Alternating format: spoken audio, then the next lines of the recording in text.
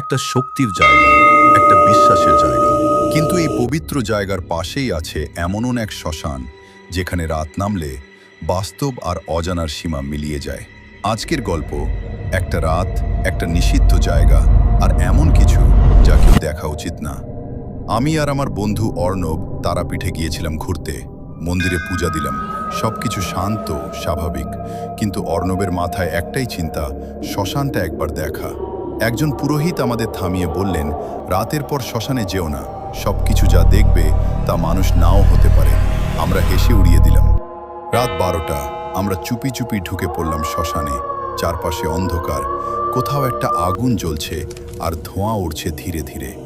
হঠাৎ আমরা দেখতে পেলাম দূরে কেউ বসে আছে, একজন সাধু আগুনের সামনে বসে কিছু জপ করছে। আমরা লুকিয়ে দেখছিলাম, কিন্তু হঠাৎ সে থেমে গেল। সে ধীরে ধীরে মাথা তুলে সরাসরি আমাদের দিকে তাকালো। তার চোখ পুরো সাদা, কোনো কালো মণি নেই। অর্ণব আমার হাত চেপে ধরল, চল পালাই। কিন্তু তখনই আমাদের পিছন থেকে আরেকটা আওয়াজ, এত তাড়াতাড়ি যাচ্ছ?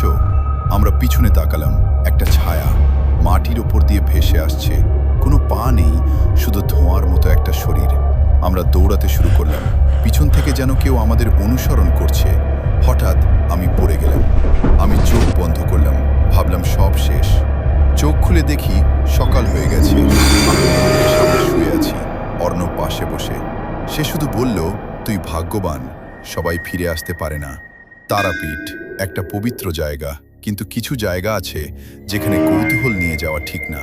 কারণ সবকিছু দেখা আমাদের জন্য না, কারণ কিছু শক্তি আছে যারা শুধু অন্ধকারেই বেঁচে থাকে।